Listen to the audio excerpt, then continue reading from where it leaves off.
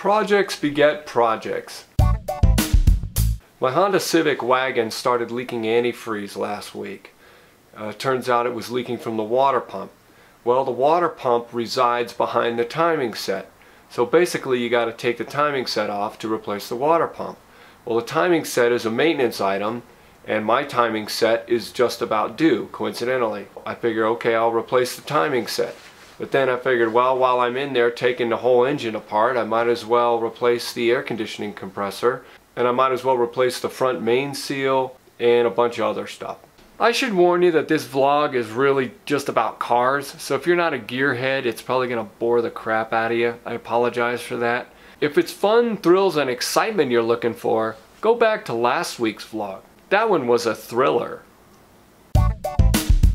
Alright, today's project is working on this beast right here. I'm going to replace the water pump, the timing set, maybe the air conditioning compressor if I'm feeling saucy. This job's gonna probably take a couple of days. Just know it's a lot of work. Let's check it out. So I'm also gonna replace all these gaskets and all these seals here. If I want to do the air conditioner, I got to remove the radiator. Got to do a lot of stuff like that. And I'm thinking, well, since I've got the whole thing apart, I might as well replace the compressor because I've had one sitting in my garage here for about 2 years.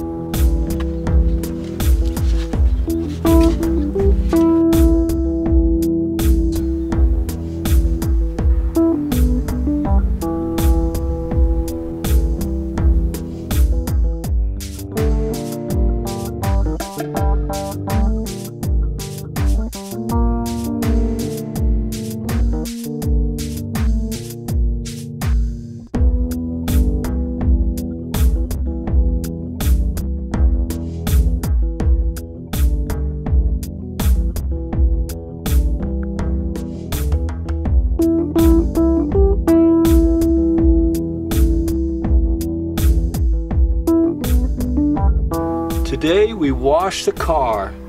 We get rid of all the greasy parts.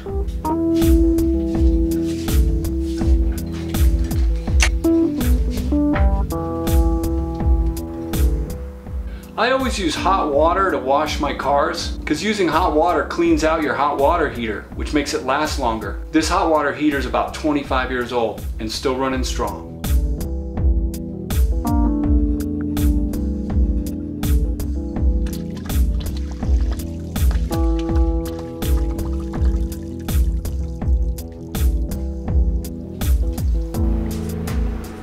If you look closely in the water down here, you can see those little rocks. Those are hard water deposits.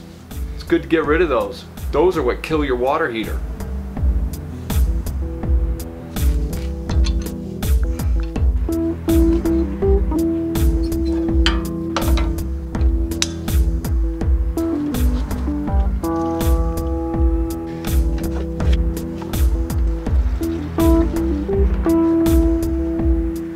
You gotta run water through the high pressure sprayer to get rid of all the air bubbles because air in the lines could damage the pump.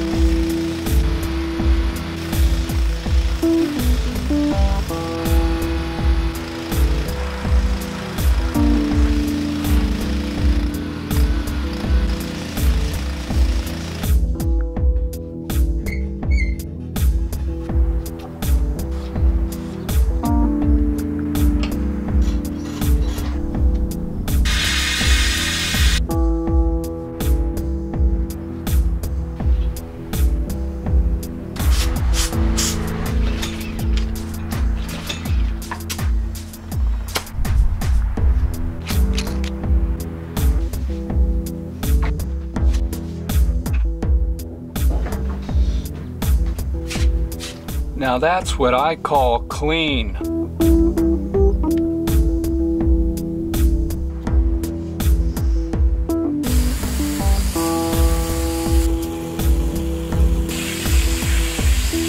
Worth noting, I did drain the radiator completely before filling it with water and letting it run into the street.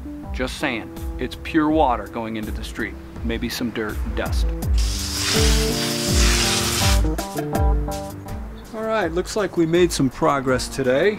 We removed a bunch of junk. All the pumps, compressor, air conditioning compressor, radiator, fans. So we're down to the timing gears right there. Making progress. Making bacon. The old parts wash bay. Boy, there's a blast from the past. God, I haven't used this thing in years. It's got kerosene in it, which right now just stinks to high hell. I've got some parts I gotta clean, so let's get to work.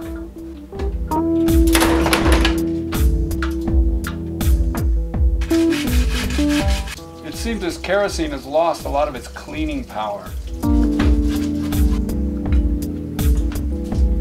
Got it basically clean, you know. It's not like brand new, but it's in good shape. Now we just have to kind of wash the kerosene off. That's another process. So the best way to get rid of the kerosene is lots of Dawn dishwashing liquid and hot water. There, nice and clean. We'll let that air dry. All right, so here's what we're doing. We're going to drill a couple of holes into this seal, and then we're going to drill screws into the seal. And then we're going to tug on these screws and hopefully pull the seal out. Now the back side of the seal looks like this. So what we want to do is get the screw basically here. So we're going to drill sort of on the outside of the seal like that. Wish me luck. There's one. There's two. All right, here goes one screw. Well, that's not wanting to go in. Looks like it's going in on this side. There we go. Now we're going to grab a pair of pliers and pull on these and hopefully pull this seal out. All right. All right, I'm going to drill in a longer screw so I can use leverage to help remove this biatch.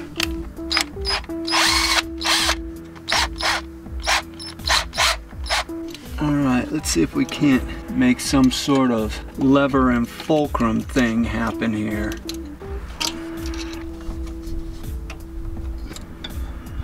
All right, let's try and drill another hole in the top and another screw.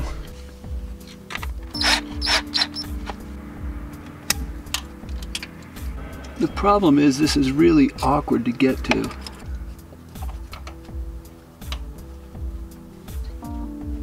Aha! Made some headway, didn't we? Now let's apply the principle of leverage. Looks like we're making some progress, I think. And we win. Looky there. Almost a perfect extraction. So now let's tap in the new seal. Notice we didn't drill in very far. You don't want to drill very far because then you get into the clips and you get into the meat of the engine. So you definitely don't want to drill into these parts back here. So now, got a new seal. Now we've got to tap that in gently. But first let's put some grease in there. The best way to install a seal is to tap it in with a socket of the same diameter. Unfortunately, despite my myriad of sockets, I didn't quite have one long enough to reach around the crankshaft journal. So I borrowed this one from my brother. All right, we're gonna put just a touch of grease on the outside of this seal, just the thinnest layer possible, just a little touch. And then we're gonna put a little grease on the journal. And then we're gonna try and tap this baby in gently. First we're just gonna push it in as much as we can. It's best to get it in flush and even. Well, as you can see, I was able to just push it in. I'm gonna get our special socket and I'm gonna tap it in the rest of the way. Make sure it's even. This side is protruding just a little bit, so what I'm gonna do I'm going to take this socket and I'm going to tilt it to that side a little bit. And give it a couple whacks. And it feels like that's right in there perfectly. And that is how you replace a main seal. Worth noting, in case I forgot to mention it, these rubber seals have metal frames. So you're drilling into the metal and pulling on metal. So I know it looks like a flimsy rubber seal, but there's actually metal in there. So that's why we're able to pull the seal. Okay, so now it's time to do the motor mount. The motor mount has basically 3 bolts, 2 that go into the bell housing and 1 that goes onto the frame of the car. Right now I have the engine up on a jack stand, but I'm going to remove that jack stand and put a jack under there so I can take stress off of the motor mount bolt so I can remove it easily. This should be fun.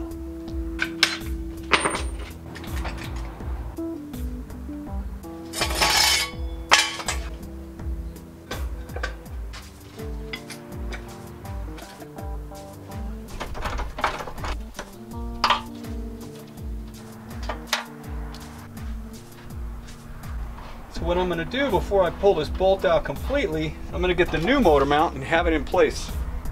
New motor mount. So this one's going to go in just like that. So check this out. This is not supposed to be like this. That's not good. In the industry, we call that a bad motor mount. And the new motor mount just slips right on in, like an old man into a warm bath. This isn't the lever I wanted, but looks like it's the lever I'm getting. We're in. Top bolt, not quite lining up. I'm gonna raise the engine a little bit. And there we go, we got it started. Let's ratchet it. All right, let's see if we can't get the bottom one in. All right, it is now time to install the water pump. And here's my little secret. I use these little abrasive things that chefs use to clean their greasy griddle. I've never seen anyone else use these, but this is the secret to cleaning up the metal surface where the water pump is going to bond to the engine. Wish me luck. So here's the water pump area where I got to clean up. It's right here. And then install the water pump. Cleaning the surface here with the greasy griddle cleaner abrasive thingy. I don't know if you can see, but this thing is doing a pretty good job. It's very abrasive, and it's for cleaning a greasy griddle. Did I mention that? This is the crappiest part of any engine job, is cleaning the mating surfaces.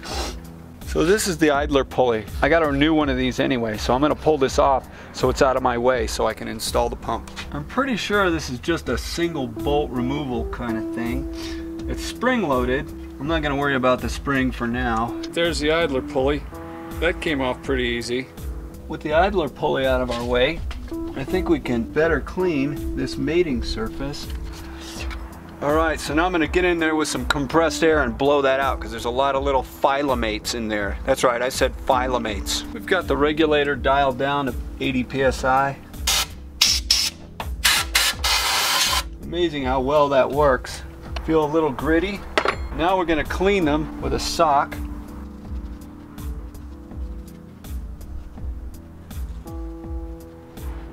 Now let's install the new pump.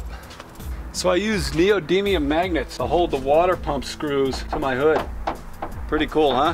Now depending on who you ask, some people will say apply some RTV silicone sealant, and others will say not to.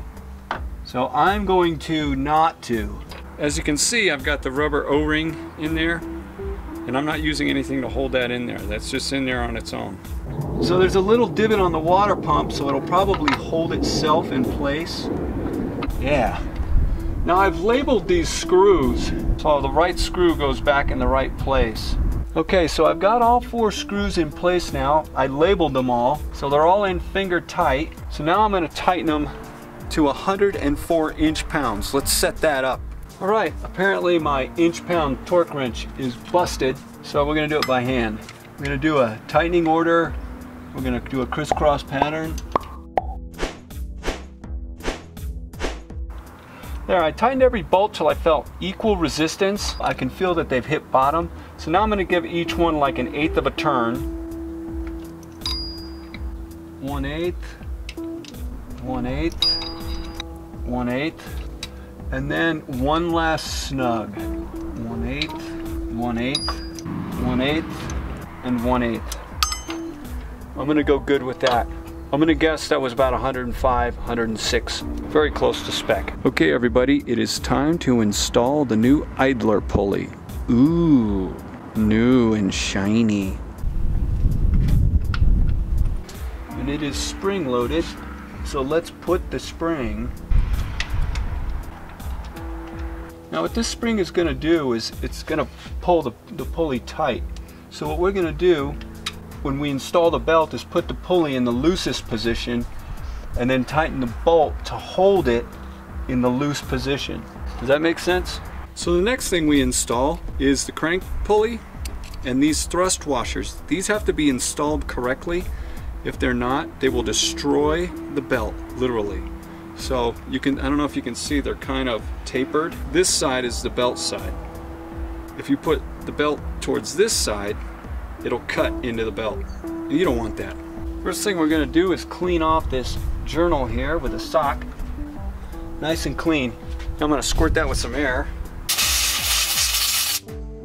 All right, now we're gonna install the crank, but first we're gonna install the washers. I've labeled the washers, as you can see.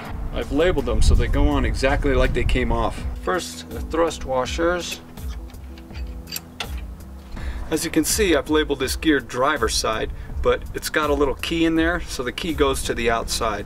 So this is almost idiot-proof putting this thing on. There we go. All right, found the key. So now we have the final washer, but we're gonna wait on that. I'm gonna hang that up using my neodymium magnet. Oh yeah. And now comes the fun part, the belt. First we're gonna take the tension off of this tensioner pulley here, which is also called an idler pulley. It's going to be kind of hard to do. So there we go. So I've taken the tension off of that pulley so we can put the belt on. Once I loosen this bolt here, the spring will pull this tensioner and it will tighten up the belt. I'm not exactly sure how this goes on. I'm kidding. I know how it goes on. Now I have no practical experience installing one of these. So we've got the pulley around the crank and the water pump and the tensioner. So now goes around the cam pulley and then tighten it with the wrench to take the slack out of the crank. So the car's in gear, so this crank isn't going to turn. When I tighten this and take the tension out of the belt, the timing marks should be accurate. Alright, so if you check these 3 marks here, that's what I was using before to align this to do the timing, but that's wrong. I need to be using that mark there. It's supposed to be white according to the book, but somebody has painted it black and I didn't see it.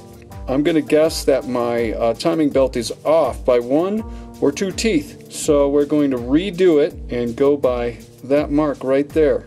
Okay, so here's what's going on. This black mark right here is supposed to align with this little tit right here. The problem is every time I try to align the timing, I have to put this plastic cover back on, put this harmonic balance back on, and it's a pain in the ass. So here's what I found out. If I align the timing marks just right with this laying on the ground, the key is straight up.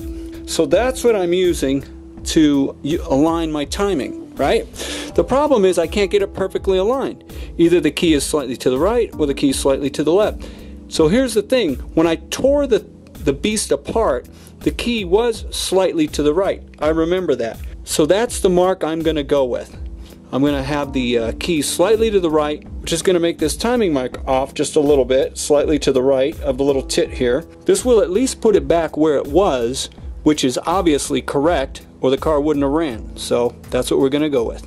Alright, so when we loosen this nut, it's going to let the spring pull the pulley taut. There you go. So I give it a little tug there, and then tighten that baby. That's tight, my friends. Alright, time to put on that other thrust washer with the bow side towards the belt. And now we got to put on our plastic timing covers. All right, the book says to turn this at least 3 teeth to give it tension on the crank. So what I've done is I put the car in gear so the crank's not going to turn, and I'm going to take this and I'm going to really yank on it while this screw is loose so the tensioner can apply the max tension. And then we're going to tighten this, and I think that we should be done. Now, everything doesn't align perfectly. The crank is slightly to the right of where it should be, but when I took the car apart, it was slightly to the right. So there's no way to align it. It's either slightly to the right or slightly to the left. So I'm gonna go with slightly to the right since that's the way it was before. There's our new timing belt installed. All right, good day today. We got the water pump installed, we got the motor mount installed, we got the crank seal installed, and we got the timing belt installed. So that's a good day today. So now I'm gonna go load drums. I've got 2 gigs tomorrow. So I'm gonna load drums, and I'm not gonna work on this tomorrow, but I'll probably work on it Sunday. We might even finish up. We might even get her started. Wouldn't that be something? Thanks for hanging out.